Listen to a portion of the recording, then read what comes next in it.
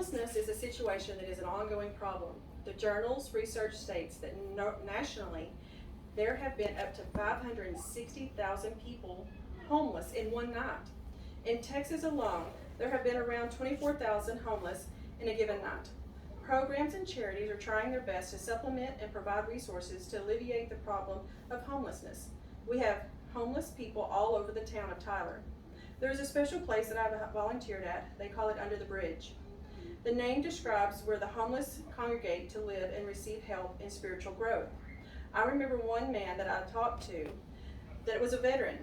When he came home from the military, he didn't have a place to stay.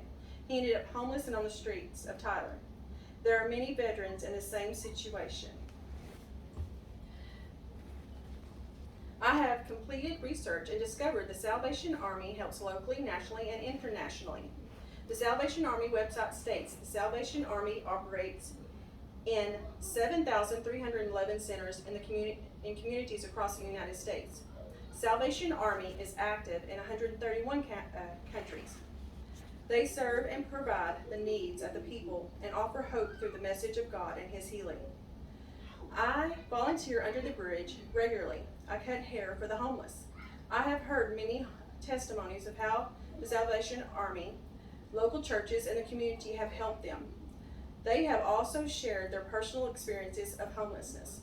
It has been a humbling and eye-opening experience. I imagine if I had a loved one or someone I knew in this situation, it would be very heartbreaking. Today we will examine the Salvation Army charity by discussing the charity's history, present programs, and how you can get involved. Salvation Army was started in London by a minister named William Booth and his wife Catherine in 1865.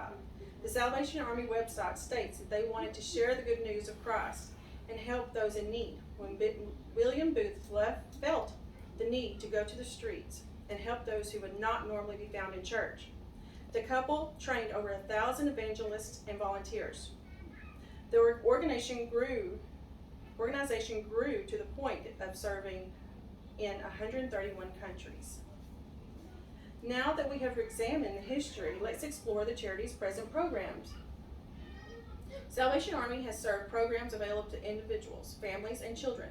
The Salvation Army website states that they provide homeless shelters, transition houses, permanent supportive housing, and re-entry resources. The Salvation Army annually provides over 10 million nights of lodging to those in need. They provide hot meals 3 times a day.